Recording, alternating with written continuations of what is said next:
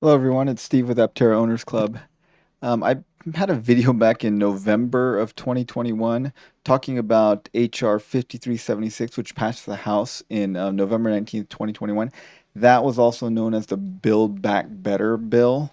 And that one had a provision that would have theoretically given Aptera a 7,500 dollar tax credit, which would have dropped the price of a base model Aptera to below $20,000, which would have been a huge deal. That bill never made it out of the Senate, mainly because Joe Manchin was completely against it.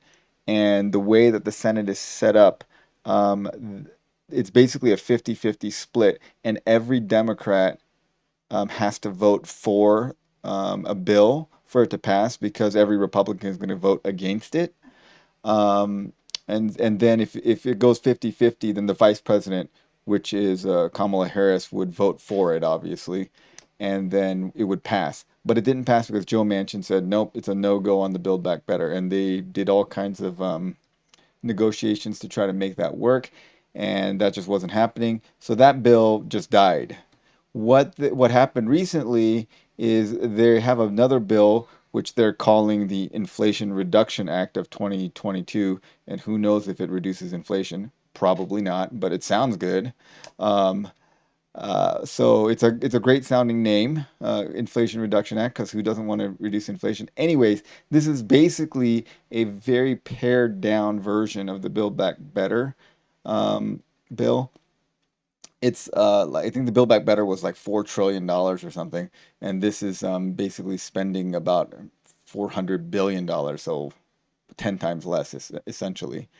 And what this is, just briefly, if you're interested at all, I mean, we're basically interested in the EV credits, but briefly, what is this is a bill that was hammered out, and Manchin is supporting it, so he's gonna vote for it, and so this is pretty likely to pass. So I think this act is pretty likely to pass and become law. The one kind of wild card is whether Kirsten Sinema will go for it. If she may block it, if she blocks it, then this is not going to go anywhere either. But what this does is it makes a 15% corporate minimum tax because a lot of big corporations pay very little taxes. Like if you look at Amazon last year, they paid 6% tax. AT&T actually got a tax refund even though they made $30 billion. If you look at ExxonMobil, they paid 2% tax. I mean, there's way less taxes than any of us pay probably. Um, they're doing that. They're doing prescription drug pricing reform. Basically, current law makes it illegal for Medicare to negotiate drug prices with drug companies, which seems like common sense that they should be able to negotiate, but currently it's illegal. So this would make it legal, and that would essentially presume would save about $300 billion, which makes I think that seems perfectly reasonable. There is a carried interest loophole. This is something you guys might have heard in the news. Carried interest is a type of like basically what happens if you run a private equity firm or hedge fund or something like that or venture capital fund, you get a percentage of the profits of any deal that you do, and that's called carried interest, and that's taxed at the capital gains rate rather than the income rate. So basically, the income rate for high earners is 37%, but the capital gains rate is 20%. So basically, you're paying half the taxes. This has been talked about. Like Donald Trump said he was going to close this new loophole, and it didn't happen. And people have been promising to close this loophole for decades, and it hasn't happened. So I don't know if it's going to happen now. It's mainly because these guys are extremely wealthy that benefit from the carried interest loophole, and they donate both to both parties quite a bit. So you're kind of pissing off your own donors by passing a carried interest loophole um, closure. Okay, anyways, let's get to the part we care about, which is the energy security and climate change. They're going to spend $369 doing all kinds of things. One of the things is revamping the EV credits. And so I looked at the actual, this is the 718 page bill. Uh, yeah, and then I looked under clean, there's this part four, And then I at first I was trying to read this and it didn't make any sense because it was like section 30 dB and I had no idea what that was 'cause I looked for it within this document. There is no 30 dB in this document.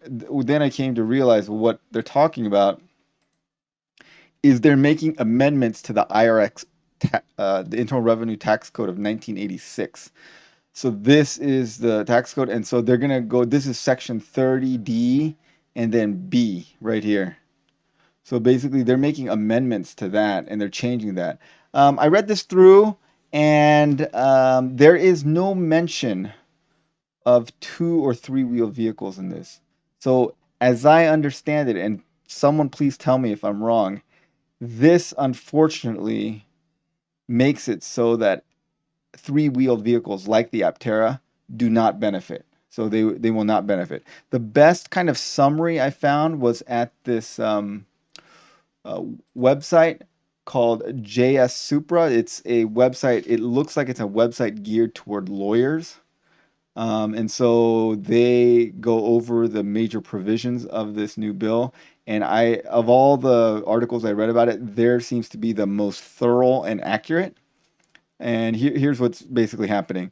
They are amending the Internal Revenue Code, and the Internal Revenue Code used to give credits of $7,500 to qualifying EVs, and then there was a limit of 200,000 vehicles per manufacturer. So like Toyota, GM, Tesla have all reached their limit, and their cars are no longer getting these $7,500 credits. That would phase it out. So this is a big win for GM and Tesla. And not a great win for Toyota for reasons that we're going to find out as we go through here. This is then they have some other qualifications. You have to have North American assembly. So that's why it hurts Toyota. A lot of their EVs are not made in North America, so therefore they won't qualify. So you have to have final assembly of the vehicle must occur within North America. So Canada, US, Mexico. Um, so Aptera would qualify for this because their final assembly is in Carlsbad, California, so that they would reach that. And then this is the part that's actually a new and might be difficult for a lot of vehicles. What they are doing is they're splitting up the $7,500 into two parts. There's half is for the critical minerals requirement, and the other half is for the battery components requirement. So you have to have a percentage of the critical minerals, so the lithium, the cobalt, the iron, the phosphate, the nickel.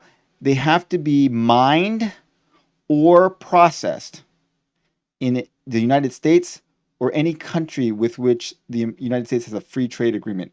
That's essentially Canada and Mexico.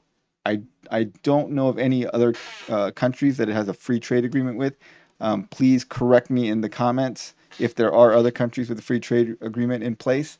Um, yeah, I'm not sure. I mean, maybe some of our other trading partners like South Korea or the EU, maybe those are in there.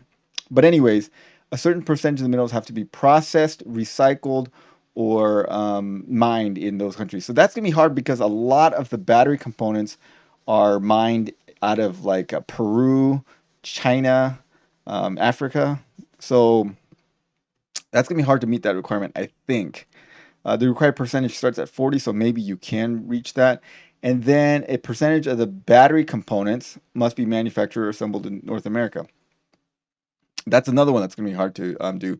I think Tesla will be able to do this because they can say they process and build a lot of their batteries in the United States. So I think the the the company that wins the most so far is Tesla because they have North American assembly. Then they meet these requirements, and they were getting zero credits, and because they reached their 200,000 limit, and now it gets reinstated. So all of their cars, I think, will start getting this as I read it.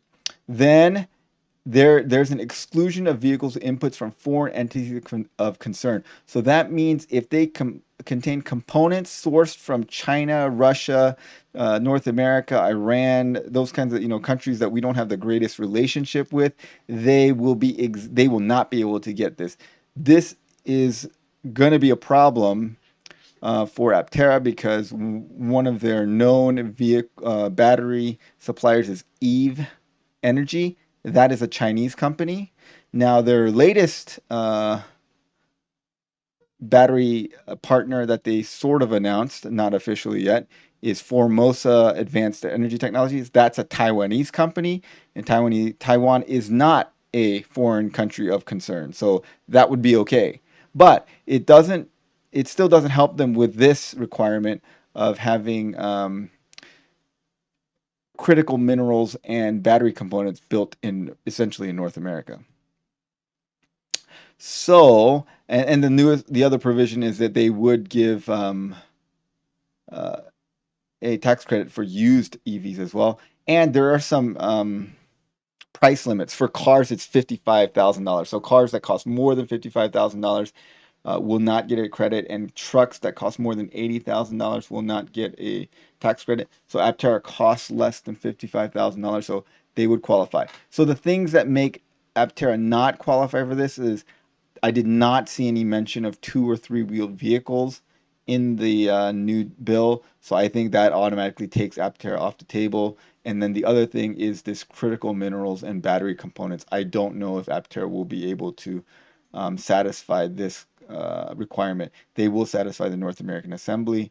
They may not satisfy this. And then if this inputs from foreign entities are concerned, that's going to help hurt them because they are sourcing their batteries currently. One of their sources will be Eve Energy. Now, that's only one of their sources. They did say that they will have other sources that they have not announced yet. So if their other source is, Samsung or some other company that's not based out of China, then they would probably be okay. As long as some of the critical minerals and stuff and components were made in the United States or Canada or Mexico. However, I think we're dead in the water at step one, which is there's no talk about two to three wheel vehicles. Okay, so that's what I can tell you about this new bill. Unfortunately, unlike the Build Back Better bill, which is definitely dead and not happening, it does not look like the 7,500 tax credit is coming Aptera's way as this is written. And I think this one has a decent chance of passing, probably better than 50%. Um, they basically the only person they have to get on board with this is Kirsten Sinema, and I think she will go for it.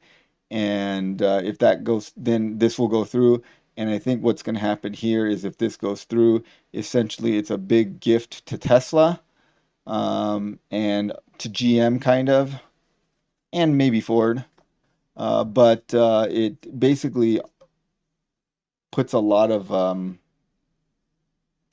other like VW, Hyundai, Kia, Toyota, Nissan, those companies would not qualify because they don't get final assembly.